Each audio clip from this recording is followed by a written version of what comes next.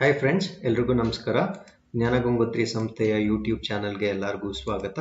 So ಇವತ್ತಿನ ಸೆಷನ್ನಲ್ಲಿ ನಾವು vocabulary and translation ಈ ಸೀರೀಸ್ನ ಮೂರನೇ ಚಾಪ್ಟರ್ನ ನಾನು ಇವತ್ತು ಶುರು ಮಾಡ್ತಾ ಇದ್ದೀನಿ. My name is Suresh and today we will be learning with 10 more English words to Kannada. Okay, so ಈಗಾಗಲೇ ನಾವು ಈ ಸೀರೀಸ್ ಹೇಗಿರುತ್ತೆ ಅನ್ನೋದನ್ನ ನಿಮಗೆ ಪರಿಚಯ ಮಾಡಿಕೊಟ್ಟಿದ್ದೇವೆ. ಸೊ ನೀವೇನು ಮಾಡಬೇಕಂದ್ರೆ, ಸೊ ಈ ಸೀರೀಸ್ನ ಅಥವಾ ಈ ವಿಡಿಯೋನ ನೋಡಲಿಕ್ಕೆ ಮುಂಚೆ ನೀವೊಂದು ಪೆನ್ನು ಮತ್ತು ಪುಸ್ತಕವನ್ನು ಇಟ್ಕೊಳ್ಬೇಕು. ಸೊ ನಾವು ಕೊಟ್ಟಿರುವ ಸೆಂಟೆನ್ಸಸ್ನ ವಿಡಿಯೋನ ಪಾಸ್ ಮಾಡಿ ನೀವೇ ಒಂದ್ಸತಿ ಟ್ರಾನ್ಸ್ಲೇಟ್ ಮಾಡಬೇಕು. ಅದಾದಮೇಲೆ ನೀವು ವಿಡಿಯೋನ ರನ್ ಮಾಡಿ ನಿಮ್ಮ ಉತ್ತರ ಸರಿಯಾಗಿದೆಯಾ ಇಲ್ವಾ ಅನ್ನೋದನ್ನ ಚೆಕ್ ಮಾಡ್ಕೊಳ್ಬೇಕು. ಸೊ ದಟ್ ನಿಮಗೆ ಇದೊಂಥರ ಪ್ರಾಕ್ಟಿಕಲ್ ಸೆಷನ್ಸ್ ಥರ ಇರುತ್ತೆ. That will definitely help you to learn translation better. Okay, so ಹಾಗಿದ್ರೆ ಇವತ್ತಿನ ಸೆಷನ್ನ ನಾನು ಸ್ಟಾರ್ಟ್ ಮಾಡ್ತಾ ಇದ್ದೀನಿ. ನಾವು what are the words that we are going to be learning today. So ಇವತ್ತು ನಾವು ಕಲಿತಾ ಇರ್ತಕ್ಕಂಥ ಪದಗಳು ಯಾವ್ಯಾವು ಅಂದ್ರೆ ನೋಡಿ. ಸೊ ಇಲ್ಲಿದೆ ಪಟ್ಟಿ.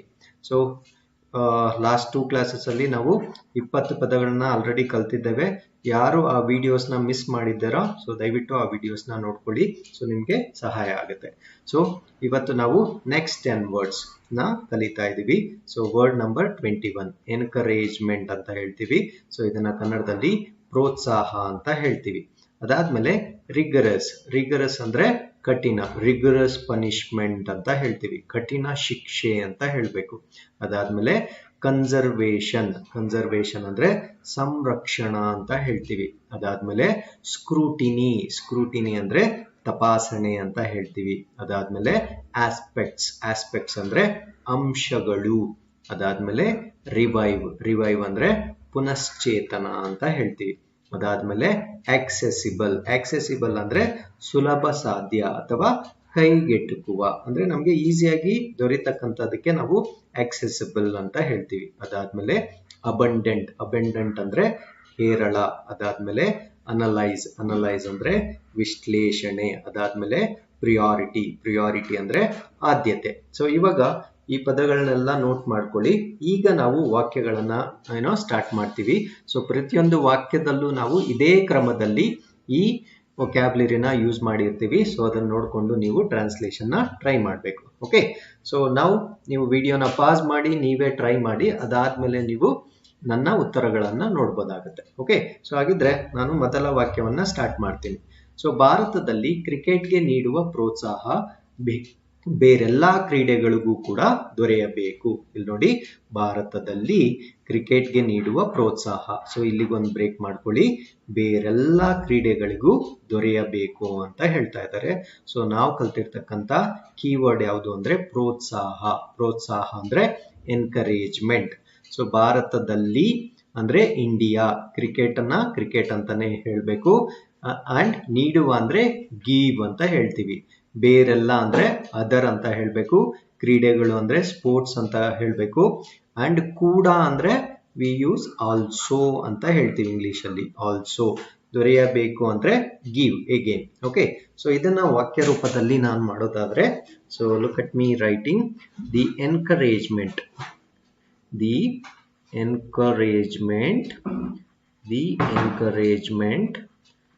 that is given to cricket. The encouragement that is given to cricket. ಎಲ್ಲಿ, ಯಾವ ದೇಶದ ಬಗ್ಗೆ ಮಾತಾಡ್ತಾ ಇದೀವಿ ನಾವು?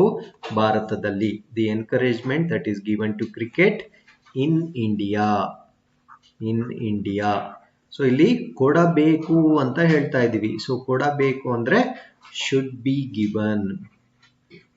ಏನ್ ಹೇಳ್ಬೇಕು? should be given to ಬೇರೆಲ್ಲಾ ಕ್ರೀಡೆಗಳಿಗೂ ಅಂತ ಇದೆ. should be given to other sports also. ಅರ್ಥ ಆಯ್ತಲ್ವಾ? So this is the translation. So I read the entire sentence once again. The encouragement that is given to cricket in India should be given to other sports also. So ಇದು ನಿಮ್ಮ correct ಭಾಷಾಂತರ ಆಗಿರುತ್ತೆ. So ತುಂಬಾ ವಿದ್ಯಾರ್ಥಿಗಳು ಚೆನ್ನಾಗಿ respond ಮಾಡ್ತಾ ಇದ್ದಾರೆ. So ಈ ಸೀರೀಸ್ ತುಂಬಾ ಚೆನ್ನಾಗಿದೆ ಅಂತ ಅಪ್ರಿಶಿಯೇಟ್ ಮಾಡ್ತಾ ಇದ್ದಾರೆ. So thank you very much. So ಇದು ನಿಮಗೆ ಪ್ರಯೋಜನ ಆದ್ರೆ ಸೊ ನಮ್ಮ ಎಫರ್ಟ್ಗೂ ಕೂಡ ಒಂದು ಸಾರ್ಥಕತೆ ಇರುತ್ತೆ. ಓಕೆ, ಸೊ ಹಾಗಿದ್ರೆ ಎರಡನೇ ಸೆಂಟೆನ್ಸ್ ನೋಡೋಣ. ಸೊ ಎರಡನೇ ಸೆಂಟೆನ್ಸ್ ಏನಿದೆ ಅಂದ್ರೆ, ಅತ್ಯಾಚಾರವೆಸಗುವ ದುಷ್ಕರ್ಮಿಗಳಿಗೆ ಕಠಿಣ ಶಿಕ್ಷೆ ನೀಡಬೇಕು. ಸೊ ಅತ್ಯಾಚಾರವೆಸಗುವ ದುಷ್ಕರ್ಮಿಗಳಿಗೆ ಇಲ್ಲೊಂದು ಬ್ರೇಕ್ ಮಾಡ್ಕೊಳ್ಳಿ, ಕಠಿಣ ಶಿಕ್ಷೆ ನೀಡಬೇಕು. ಓಕೆ, ಸೊ ಅತ್ಯಾಚಾರವೆಸಗುವ ದುಷ್ಕರ್ಮಿಗಳು. ಸೊ ಅತ್ಯಾಚಾರ ಅಂದ್ರೆ ಏನು ನಮಗೆ ಗೊತ್ತು, ಇದು ಸಿಂಪಲ್ ವರ್ಡ್. ಸೊ ನಾವು ರೇಪ್ ಅಂತ ಮಾಡ್ಕೊಳ್ಬಿಡ್ತೀವಿ. ಸೊ ದುಷ್ಕರ್ಮಿಗಳು ಅಂದ್ರೆ ಏನು, ಸೊ ಇಲ್ಲೂ ಕೂಡ ಒಂದು ಹೊಸ ಪದನ ಕಲ್ತ್ಕೊಳ್ಳಿ. ದುಷ್ಕರ್ಮಿಗಳು ಅಂದ್ರೆ ನಾವು ಪರ್ಪೆಟ್ರೇಟರ್ಸ್ ಅಂತ ಹೇಳ್ತೀವಿ. ಸೊ ಪರ್ಪೆಟ್ರೇಟರ್ಸ್ ಅಂತ ಹೇಳ್ತೀವಿ. ಸೊ ಇದನ್ನು ಕೂಡ ಒಂದು ಹೊಸ ಪದನ ಕಲ್ತ್ಕೊಳ್ಳಿ. ಕಠಿಣ ಅನ್ನೋದನ್ನ ನಾನು ಹೇಳಿದ್ದೀನಿ ಆಲ್ರೆಡಿ, ಇದನ್ನ ನಾವು ರಿಗರಸ್ ಅಂತ ಹೇಳ್ತೀವಿ. ಕಠಿಣ ಅನ್ನೋದಕ್ಕೆ ರಿಗರಸ್ ಅಂತ ಹೇಳ್ತೀವಿ. ಶಿಕ್ಷೆ ಅನ್ನೋದು ನಿಮ್ಗೆ ಗೊತ್ತಿರುತ್ತೆ, ಪನಿಷ್ಮೆಂಟ್ ಅಂತ. ನೀಡಬೇಕು ಅಂದ್ರೆ once again should be given ಅಂತ ಹೇಳ್ತೀವಿ. ಸೊ ಇದರ ವಾಕ್ಯ ರಚನೆ ಮಾಡೋದಾದ್ರೆ, so it will be like this: rigorous. Okay, rigorous punishment, rigorous punishment, rigorous punishment should be given. Rigorous punishment should be given. ಯಾರಿಗೆ? ಶುಡ್ ಬಿ ಗಿವನ್ ಟು, ಇಲ್ಲಿದೆ ನೋಡಿ, ಅತ್ಯಾಚಾರವೆಸಗುವ ದುಷ್ಕರ್ಮಿಗಳಿಗೆ, rape perpetrators. So rape perpetrators, perpetrators. Okay, so ನೀವು ವಾಕ್ಯಗಳ ಮೂಲಕ ಪದಗಳನ್ನು ಕಲ್ತ್ಕೊಂಡ್ರೆ ಮಾತ್ರ ನಿಮಗೆ ಅದು ಹೆಚ್ಚು ಕಾಲ ನೆನಪಿರುತ್ತೆ. ಸೊ ಅದರಿಂದ ನಾವು ಈ ಎಕ್ಸ್ಪೆರಿಮೆಂಟ್ ಮಾಡ್ತಾ ಇದ್ದೀವಿ. Okay, so this is question number 2. Next question number 3 ಹೋಗೋಣ. ಸೊ ಇಲ್ಲಿ ನೋಡಿ, ಕ್ವೆಶ್ಚನ್ ನಂಬರ್ 3, ಭವಿಷ್ಯದ ಪೀಳಿಗೆಯನ್ನು ರಕ್ಷಿಸಲು. ಸೊ ಇಲ್ಲಿಗೆ ಒಂದು ಬ್ರೇಕ್ ಮಾಡ್ಕೊಳ್ಳಿ. ಭವಿಷ್ಯದ ಪೀಳಿಗೆಯನ್ನು ರಕ್ಷಿಸಲು ಸ್ವಾಭಾವಿಕ ಸಂಪನ್ಮೂಲಗಳನ್ನು ರಕ್ಷಿಸುವುದು ಬಹಳ ಮುಖ್ಯ. ಸೊ ಎರಡು ಬ್ರೇಕ್ ಮಾಡ್ಕೊಳ್ಬಹುದು ಇದನ್ನ. ಸೊ ಇದನ್ನ ಎರಡು ಬ್ರೇಕ್ ಮಾಡ್ಕೊಳ್ಬಹುದು. ಸೊ ಭವಿಷ್ಯದ ಪೀಳಿಗೆಯನ್ನು ರಕ್ಷಿಸಲು ಸ್ವಾಭಾವಿಕ ಸಂಪನ್ಮೂಲಗಳನ್ನು ರಕ್ಷಿಸುವುದು ಬಹಳ ಮುಖ್ಯ. ಭವಿಷ್ಯದ ಪೀಳಿಗೆಯನ್ನು ರಕ್ಷಿಸಲು ಅಂದ್ರೆ, I can tell this as to protect, to protect, just okay, to protect. So to protect, ಭವಿಷ್ಯದ ಪೀಳಿಗೆ ಅಂದ್ರೆ ನಿಮ್ಗೆ ಗೊತ್ತು, ಭವಿಷ್ಯ ಅಂದ್ರೇನು ಫ್ಯೂಚರ್ ಅಂತ ಹೇಳ್ತೀವಿ, ಪೀಳಿಗೆ ಅಂದ್ರೇನು ಜನರೇಷನ್ ಅಂತ ಹೇಳ್ತೀವಿ. ಅರ್ಥ ಆಯ್ತಲ್ವಾ? So to protect future generation. ಸ್ವಾಭಾವಿಕ ಸಂಪನ್ಮೂಲಗಳು, ಸ್ವಾಭಾವಿಕ ಅಂದ್ರೆ ಏನು? ನ್ಯಾಚುರಲ್.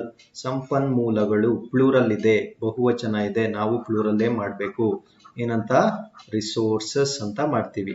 Okay, resources. ಸಂರಕ್ಷಿಸುವುದು, ಈ ಪದ ಇವತ್ತು ಕಲ್ತಿದ್ದೀವಿ ನಾವು, ಕನ್ಸರ್ವೇಷನ್. ಸೊ ಈ ಪದ ಏನು ಅಂದ್ರೆ ಕನ್ಸರ್ವೇಷನ್. ಬಹಳ ಮುಖ್ಯ ಅಂದ್ರೆ, ಬಹಳ ಅಂದ್ರೆ ವೆರಿ, ಮುಖ್ಯ ಅಂದ್ರೆ ಇಂಪಾರ್ಟೆಂಟ್ ಅಂತ ಆಗುತ್ತೆ. ಸೊ ನಾನೆಲ್ಲ ಕೀವರ್ಡ್ಸ್ ನಿಮ್ಗೆ ಕೊಟ್ಟಿದ್ದೀನಿ. ನಾವಿವಾಗ ಇದನ್ನ ವಾಕ್ಯ ರೂಪದಲ್ಲಿ ಮಾಡಬೇಕು. ಸೊ ಹೇಗ್ ಮಾಡ್ತೀವಿ? So like this: to protect. Okay, to protect the future generation, to protect the future generation, to protect the future generation. So ನಾನು ಇದು ಫಸ್ಟ್ ಸೆಗ್ಮೆಂಟ್ ನ ಪೂರ್ತಿ ಬರ್ದಿದ್ದೀನಿ. ಸೊ ಇದನ್ನ ಸೆಂಟೆನ್ಸ್ ಮಾಡ್ಕೊಳ್ಳೋಣ. Natural resources conservation very important ಇದೆ. So ಅದನ್ನ ನಾವು ಏನ್ ಮಾಡ್ಕೊಳ್ಬೇಕಂದ್ರೆ, conservation of natural resources. Okay, so to protect the future generation, conservation of natural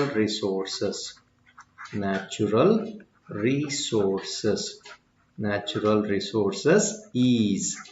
so conservation ಗೆ ಈ ವರ್ಬ್ ಮ್ಯಾಚ್ ಆಗಬೇಕು. Conservation is.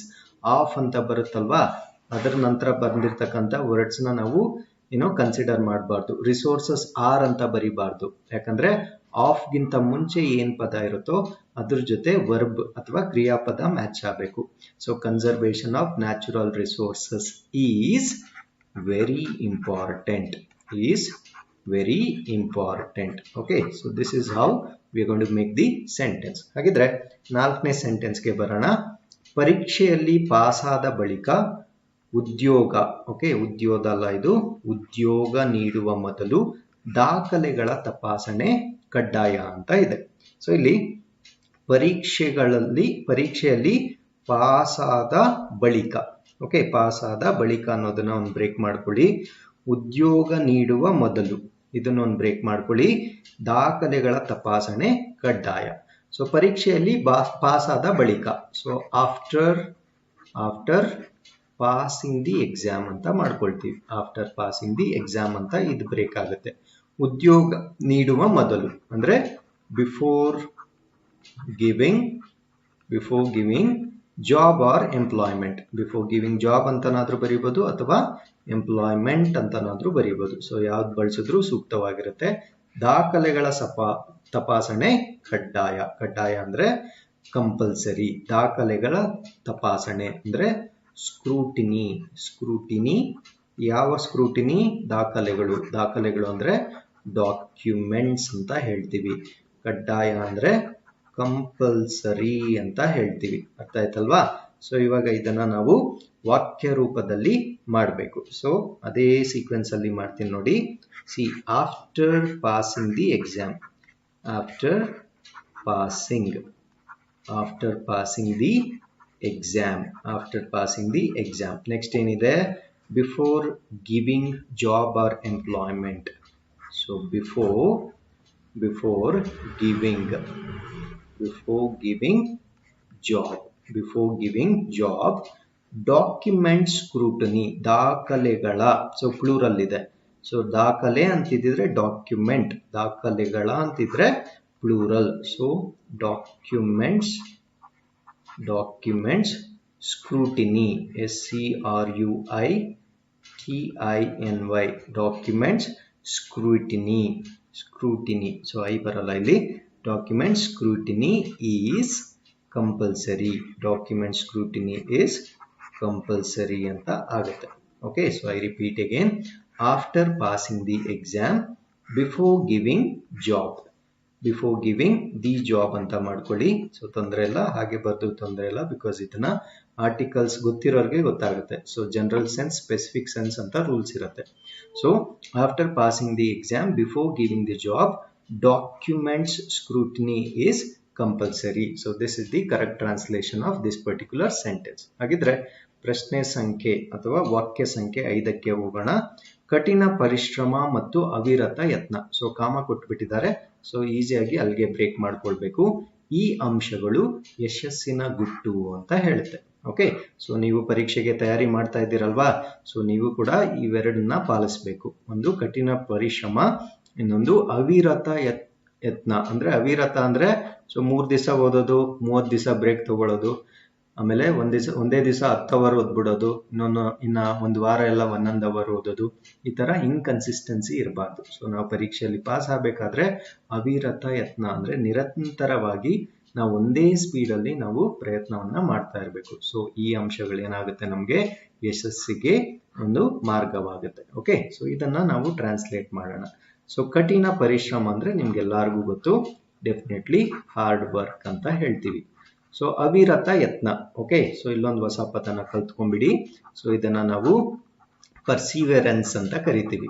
ಓಕೆ, ಪರ್ಸಿವಿಯರೆನ್ಸ್ ಅಂತ ಕರಿತೀವಿ. ಅಂದ್ರೆ ಅವಿರತ ಅಂದ್ರೆ ಬಿಟ್ಕೊಡ್ಬಾರ್ದು. ಸೊ ಯಾವುದೇ ಡಿಮೋಟಿವೇಟ್ ಆಗಬಾರ್ದು. ಲಾಕ್ಡೌನ್ ಇದೆಯಲ್ವಾ, ನಾನು ಆರಾಮಾಗಿ ಸ್ವಲ್ಪ ರೆಸ್ಟ್ ಮಾಡೋಣ, ಸೊ ಲಾಕ್ಡೌನ್ ಓಪನ್ ಆದ್ಮೇಲೆ ನಾನು ಓದಕ್ಕೆ ಸ್ಟಾರ್ಟ್ ಮಾಡ್ತೀನಿ, ಈ ತರ ಯಾವುದೇ ಬ್ರೇಕ್ ತಗೊಳ್ಬಾರ್ದು. ಸೊ ಅದನ್ನ ನಾವು ಪರ್ಸಿವಿಯರೆನ್ಸ್ ಅಂತ ಕರಿತೀವಿ. ಈ ಅಂಶಗಳು, ಇಲ್ಲಿ ನೋಡಿ, ಈನ ನಾವು ದಿಸ್ ಅಂತನಾದ್ರೂ ಹೇಳ್ಬೋದು, ದೀಸ್ ಅಂತನಾದ್ರೂ ಹೇಳ್ಬೋದು. ಇದು ಯಾವ್ದ್ರ ಮೇಲೆ ಡಿಪೆಂಡ್ ಆಗುತ್ತೆ ಅಂದ್ರೆ ಅದ್ರ ಪಕ್ಕದಲ್ಲಿರೋ ನೌನ್ ಅಥವಾ ನಾಮಪದದ ಮೇಲೆ ಡಿಪೆಂಡ್ ಆಗಿರುತ್ತೆ. ಸೊ ಇಲ್ಲಿ ಅಂಶಗಳು ಅನ್ನೋದು ಪ್ಲೂರಲ್ ಆಗಿರೋದ್ರಿಂದ ದೀಸ್ ಅಂತ ಹೇಳ್ತೀವಿ. ಓಕೆ, ಸೊ ಅಂಶಗಳು ಅಂದ್ರೆ ಆಸ್ಪೆಕ್ಟ್ಸ್ ಅಥವಾ ಅಂಶ ಅಂತ ಇದ್ದಿದ್ರೆ ದಿಸ್ ಆಸ್ಪೆಕ್ಟ್ ಏಕವಚನ ಬಳಸ್ತಾ ಇದ್ವಿ. ಪ್ಲೂರಲ್ ಆಗಿರೋದ್ರಿಂದ ದೀಸ್ ಆಸ್ಪೆಕ್ಟ್ಸ್ ಅಂತ ಹೇಳ್ಬೇಕು. ಸೊ ಯಶಸ್ಸು ಅಂದ್ರೆ ನಿಮ್ಗೆ ಡೆಫಿನೆಟ್ಲಿ ಗೊತ್ತು. ಸೊ ಅದಕ್ಕೋಸ್ಕರನೇ ನೀವು ಕಾಯ್ತಾ ಇರೋದು ಸಕ್ಸಸ್. ಗುಟ್ಟು ಅಂದ್ರೆ ಇದು ಕೂಡ ಗೊತ್ತು, ಸೀಕ್ರೆಟ್ ಅಂತ ಹೇಳ್ತೀವಿ. ಹಾಗಿದ್ರೆ ಇದರ ಟ್ರಾನ್ಸ್ಲೇಷನ್, ಕಂಪ್ಲೀಟ್ ಟ್ರಾನ್ಸ್ಲೇಷನ್ ಏನು ಅಂದ್ರೆ ಹಾರ್ಡ್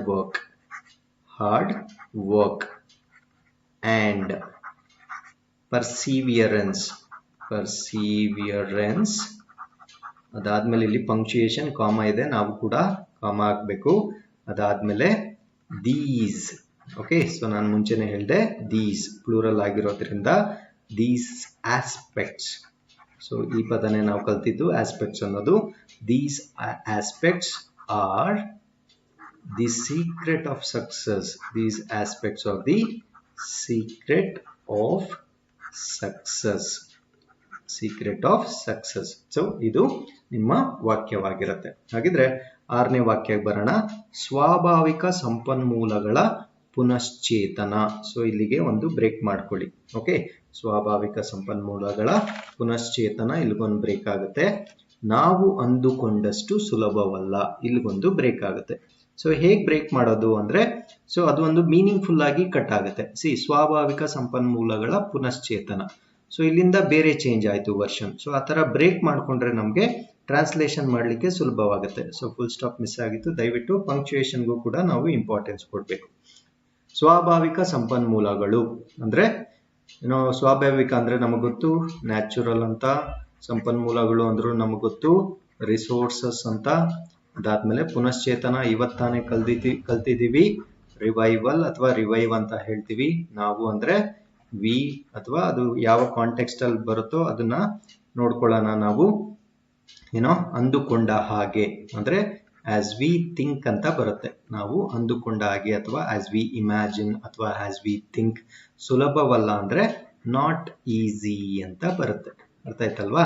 ಸೊ ಇವಾಗ ಇದನ್ನ ನಾನು ವಾಕ್ಯ ರೂಪದಲ್ಲಿ ಬರೆಯೋದಾದ್ರೆ revival. Okay, I can write it this way.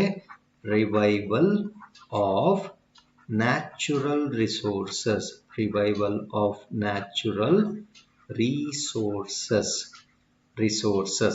C ಇಲ್ಲಿ ಈಸ್ ಬರಿಬೇಕಾ ಆರ್ ಬರಿಬೇಕಾ ಅಂದ್ರೆ ಈಸ್ ಬರಿಬೇಕು. ಯಾಕಂದ್ರೆ ನಾನು ಹೇಳಿದ್ದೆ ಆಫ್ ಅನ್ನೋದಕ್ಕಿಂತ ಮುಂಚೆ ಏನ್ ಪದ ಇರುತ್ತೋ ಅದ್ರ ಜೊತೆ ಈ ವರ್ಬ್ ಮ್ಯಾಚ್ ಆಗಬೇಕು. ಸೊ ರಿಸೋರ್ಸಸ್ ಇಲ್ಲಿ ಪ್ಲೂರಲ್ ಇದೆಯಲ್ವಾ, ನಾನು ಆರ್ ಬರಿಬೇಕಲ್ವಾ ಅಂದ್ರೆ ಅದು ತಪ್ಪಾಗುತ್ತೆ. ಸೊ ರಿವೈವಲ್ ಆಫ್ ಗಿಂತ ಮುಂಚೆ ಇರೋದು ನನಗೆ ಸಬ್ಜೆಕ್ಟ್ ಆಗುತ್ತೆ. So revival of natural resources is not. Okay, negative sentence ಇದು. Not as easy. Not as easy as we think. Not as easy as we think. Okay, so this will be the correct translation of your sentence. I read it once again. Revival of natural resources is not as easy as we think. So present tense ಅಲ್ಲೇ ಇದೆ. So ಇದು ಕೂಡ present tense ಅಲ್ಲೇ ಇದೆ. ಅಂದ್ರೆ most of the sentences ನಾನು ಇವತ್ತು present tense ಅಲ್ಲೇ ತಗೊಂಡಿದ್ದೇನೆ. ಓಕೆ, ಸೊ ಮುಂದಿನ ವಾಕ್ಯನ ನೋಡೋಣ. Question number 7. ಸೊ 21ನೇ ಶತಮಾನದಲ್ಲಿ. ಓಕೆ, ಸೊ ಇದನ್ನ ನಾವು 21ನೇ ಶತಮಾನದಲ್ಲಿ, ಇಲ್ಲಿಗೊಂದು ಬ್ರೇಕ್ ಮಾಡ್ಕೊಳ್ಳೋಣ. ಅಂತರ್ಜಾಲದ ಸುಲಭ ಕೈಗೆಟುಕುವ ಕಾರಣದಿಂದ. ಸೊ ಇಲ್ಲಿಗೊಂದು ಬ್ರೇಕ್ ಆಗುತ್ತೆ. ಮಾಹಿತಿ ಪಡೆಯುವುದು ಸುಲಭ. 21ನೇ ಶತಮಾನದಲ್ಲಿ ಅಂದ್ರೆ ಇನ್ 21st ಸೆಂಚುರಿ ಅಂತ ಮಾಡ್ಕೊಳ್ತೀವಿ. ಇನ್ 21st ಸೆಂಚುರಿ ಅಂತ ಮಾಡ್ಕೊಳ್ತೀವಿ. ಅಂತರ್ಜಾಲ ಸುಲಭ ಕೈಗೆಟುಕುವ ಕಾರಣದಿಂದ. ಕಾರಣದಿಂದ ಅಂದ್ರೆ ಡ್ಯೂ ಟು ಅಂತ ಮಾಡ್ಕೊಳ್ಬೇಕು. Okay, due to easy accessibility. Accessibility ಯಾವುದರದು? Of internet. Easy accessibility of internet ಅಲ್ವಾ? ಇದೇ ಪದ ಅಲ್ವಾ ಕಲ್ತಿದ್ ನಾವು. ಕೈಗೆಟುಕುವ, ಸುಲಭವಾಗಿ ಕೈಗೆಟುಕುವ ಅಂದ್ರೆ ಈಸಿ ಆಕ್ಸೆಸಿಬಿಲಿಟಿ ಆಫ್ ಇಂಟರ್ನೆಟ್. ಮಾಹಿತಿ ಪಡೆಯುವುದು ಸುಲಭ. ಓಕೆ, ಅಂದ್ರೆ getting information is easy. Getting ಮಾಹಿತಿ ಅಂದ್ರೆ information. Getting information is easy ಅಂತ ಹೇಳ್ತೀವಿ. Getting information. ಓಕೆ, ಸೊ ಇದನ್ನ ನಾನು ಇವಾಗ ವಾಕ್ಯ ರೂಪದಲ್ಲಿ ಬರೀಬೇಕು. ಸೊ ನಾನು ಸ್ವಲ್ಪ ಉದ್ದವಾದ ವಾಕ್ಯಗಳನ್ನ ತೆಗೆದುಕೊಳ್ತಾ ಇದ್ದೀನಿ. ಯಾಕಂದ್ರೆ ನಮ್ಮ ಪರೀಕ್ಷೆಯಲ್ಲಿ ಅಷ್ಟು ಸರಳವಾಗಿರಲ್ಲ, ಸ್ವಲ್ಪ ಈ ತರನೇ ಉದ್ದವಾದ ವಾಕ್ಯಗಳಿರುತ್ತೆ. ಸೊ ನಾವು ಇದೇ ರೀತಿ ಪ್ರಾಕ್ಟೀಸ್ ಮಾಡಬೇಕಾಗುತ್ತೆ. ಸೊ ಇದಕ್ಕೆ ಸರಿಯಾದ ಉತ್ತರ ಏನು ಅಂದ್ರೆ due to easy accessibility of internet. Okay, so due to, so ಈ ಪಾರ್ಟ್ನ ಫಸ್ಟ್ ತಗೊಂಡಿದ್ದೀನಿ ನಾನು. Due to easy accessibility. Due to easy accessibility of internet. Due to easy accessibility of internet. So next ಈ ಪಾರ್ಟ್ ತಗೊಳ್ತೀನಿ. Getting information. Getting ಅಥವಾ in 21st ಸೆಂಚುರಿನೂ ಮಾಡ್ಕೋಬಹುದು. So you can make sentences in different ways. Due to easy accessibility of internet in 21st century getting information is easy, ಅಥವಾ due to easy accessibility of internet getting information is easy in 21st century ಅಂತ ಕೂಡ ಹೇಳ್ಬೋದು. Okay, so due to easy accessibility of internet getting information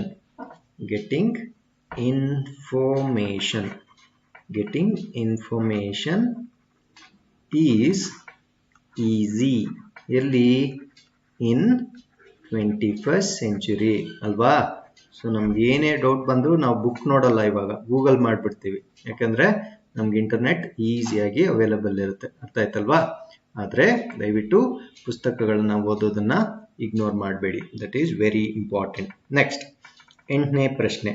so Bharat ಮುಂದುವರೆಯುತ್ತಿರುವ ರಾಷ್ಟ್ರವಾಗಿದ್ದರೂ, ಇಲ್ಲಿಗೊಂದು break ಮಾಡ್ಕೊಳ್ಳಿ, ಸ್ವಾಭಾವಿಕ ಸಂಪನ್ಮೂಲಗಳು ಹೇರಳವಾಗಿವೆ. ಸೊ ನಾವು ಕಲ್ತಿದ್ದು ಇದೇ ಪದ. ಓಕೆ, ಸೊ ಭಾರತ ಮುಂದುವರಿಯುತ್ತಿರುವ ರಾಷ್ಟ್ರವಾಗಿದ್ದರೂ ಅಂತ ಇದೆ. ವಾಗಿದ್ದರೂ ಅಂತ ಇದೆ. ಸೊ ಈ ಪದ ನಮಗೆ ಬಹಳ ಮುಖ್ಯವಾಗುತ್ತೆ. ಸೊ ಇದನ್ನ ಈವನ್ ದೋ ಅಂತ ಹೇಳ್ತೀವಿ. ಓಕೆ, ಸೊ ಈ ತರದ ಪದಕ್ಕೆ ನಾವು ಈವನ್ ದೋ ಅಂತ ಯೂಸ್ ಮಾಡಬೇಕಾಗತ್ತೆ. Okay, okay, so even though India is developing, even though India is developing country ಅಂತ ಹೇಳ್ತೀವಿ. ಡೆವಲಪಿಂಗ್ ಕಂಟ್ರಿ, ಸ್ವಾಭಾವಿಕ ಸಂಪನ್ಮೂಲಗಳು ಹೇರಳವಾಗಿವೆ ಅಂದ್ರೆ ನ್ಯಾಚುರಲ್ ರಿಸೋರ್ಸಸ್ ಆರ್ ಅಬಂಡೆಂಟ್. ಹೇರಳ ಅಂದ್ರೇನು? ಅಬಂಡೆಂಟ್. ಓಕೆ, ಸೊ ಇದನ್ನ ವಾಕ್ಯ ರೂಪದಲ್ಲಿ ಬರೆಯೋಣ. ಸೊ ನಾನು ಆಲ್ಮೋಸ್ಟ್ ಬರ್ದ್ಬಿಟ್ಟಿದ್ದೀನಿ ಅಲ್ಲಿ. So I will write it in a better way. Even though India is a developing country. Okay, even though India is a developing country, natural resources are abundant. Natural resources are abundant. You should say abundant. Okay, so this will be the translation. So ಕೊನೆಯ 2 ವಾಕ್ಯಗಳನ್ನು ನೋಡ್ಬಿಡೋಣ. So ನಮ್ಮ ಪರೀಕ್ಷಾ ತಯಾರಿ. So okay, so ನಮ್ಮ ಪರೀಕ್ಷಾ ತಯಾರಿ. So ಇದರ translation, ನಮ್ಮ ಪರೀಕ್ಷಾ ತಯಾರಿಯನ್ನು ವಿಶ್ಲೇಷಣೆ ಮಾಡಿಕೊಳ್ಳಲು, ಇಲ್ಲಿಗೊಂದು ಬ್ರೇಕ್ ಆಗುತ್ತೆ. ಅಣುಕು ಪರೀಕ್ಷೆಗಳು ಬಹಳ ಮುಖ್ಯ. ಸೊ ಇದು ನಿಮಗೂ ಕೂಡ ಪ್ರಾಕ್ಟೀಸ್ ಆಗಿರುತ್ತೆ. ಬರೀ ಓದ್ತಾ ಇದ್ರೆ ನಾವು ಓದ್ತಾ ಇರೋದು ಸರಿಯಾಗಿದೆಯಾ ತಪ್ಪಿದೆಯಾ, ಪ್ರಶ್ನೆಗಳು ಹೇಗೆ ಬರುತ್ತೆ, ಇದ್ರ ಬಗ್ಗೆ ಏನು ಗೊತ್ತಾಗಲ್ಲ. ಅದು ಗೊತ್ತಾಗಬೇಕಾದ್ರೆ ನಾವೇನ್ ಮಾಡಬೇಕು?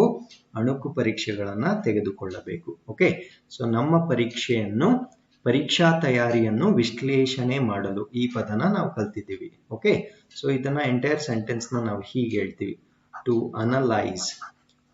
ಅನಲೈಸ್ ನಮ್ಮ ಅಂದ್ರೆ ಆರ್ ಎಕ್ಸಾಮ್ ಪ್ರಿಪರೇಷನ್, ಪರೀಕ್ಷೆ ತಯಾರಿ, ಆರ್ ಎಕ್ಸಾಮ್ ಪ್ರಿಪರೇಷನ್. ಸೊ ಇಲ್ಲಿಗೊಂದಾಯ್ತು. ಅಣುಕು ಪರೀಕ್ಷೆಗಳು ಬಹಳ ಮುಖ್ಯ ಅಂದ್ರೆ ಮಾಕ್ ಎಕ್ಸಾಮ್ಸ್ ಆರ್ ಬಹಳ ಮುಖ್ಯ ಅಂದ್ರೆ ವೆರಿ ಇಂಪಾರ್ಟೆಂಟ್. ಸೊ ಇದನ್ನ ವಾಕ್ಯ ರೂಪದಲ್ಲಿ ಮಾಡೋಣ. ಸೊ ಆಸ್ ಇಟ್ ಈಸ್ ಬರುತ್ತೆ. To analyse